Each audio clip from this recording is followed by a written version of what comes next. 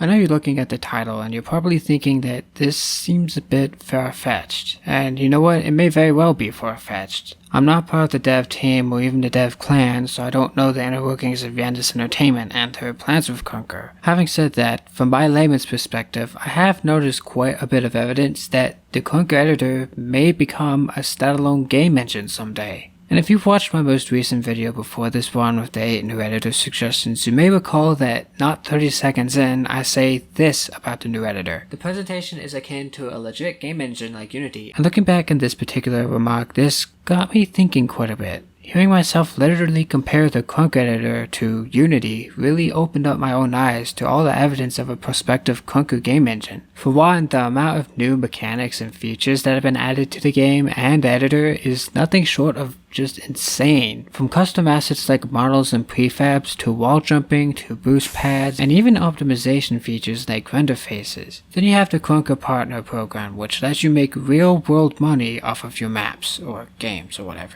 And that's assuming you can get the 150k players a month needed. Not to mention all the rumors of basically industry standard features like baked lighting. And if you don't know what baked lighting is, well, learn Unreal Engine 4. You'll understand it very well and very soon. Then of course there's the recent overhaul of the Krunker editor. It used to be this default 3.js looking hodgepodge of all these vertical tabs cluttering the side here, and it was changed to this, which as mentioned already add a few more industry standard features and it could probably fit in with Unity or Godot. But where the evidence really starts to show has nothing to do with the editor at all, but rather it's a simple change in terminology that took place in version 2.4.3 on May 23rd, 2020, where maps became known as games. I'm still not used to that, to be honest, and although I do make an effort to call them games, I occasionally slip up and call them maps, but yeah, maps are now games, which is kind of a dead giveaway if you ask me. And probably the most compelling evidence I found is right on Yandis Entertainment's website, yandis.ch. This is where Sydney and his team post the games that they have made, like Vertex, Moo Moo, Foes, Drifting.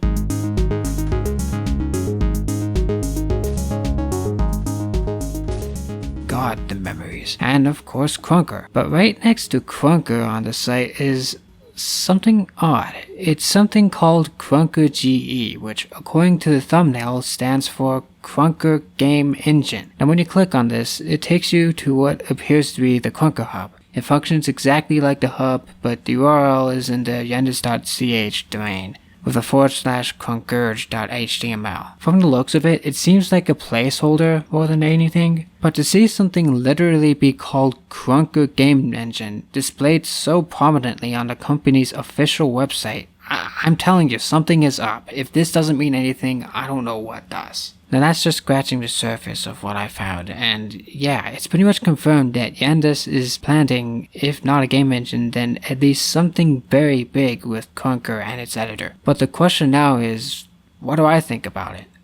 To be honest, as much as I think the Krunker editor is fantastic and all, especially with the recent overhaul, I just can't really see it becoming a real game engine anytime soon. For one, there are still a shit ton of new things that need to be changed or added to make it even competent against the big boys, let alone on the same level. Things like proper hitbox rotation or scripting support. But probably the most important question that needs to be figured out is if Yandis should even bother making a game engine in the first place. I mean, if you think about it, creating a commercial game engine is a serious undertaking, and I don't deny the talents of the dev team, but even if you put some of the world's most talented coders and software engineers together, there is a massive amount of collaboration and problem solving that needs to be done to package all the features that a game developer would ever want right into one cozy engine. And even if they do pull it off, which, let's be real, will take years upon years, why should they?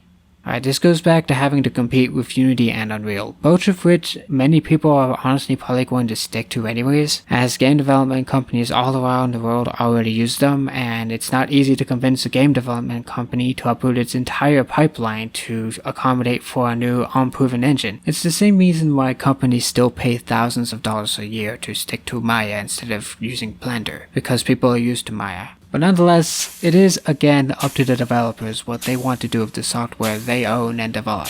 And concerns aside, I am definitely interested in seeing what the developers do with it. This has the potential to be something very special in its own right, and I, both as a game art and design student, and as someone who is stuck with the editor since it only let you dog in objects instead of using hexadecimal color, I can see myself using something like this to create a legitimate video game. But if the developers do choose to make the Krunker game engine into a real thing, then it's gonna be a long time. I'm talking about years.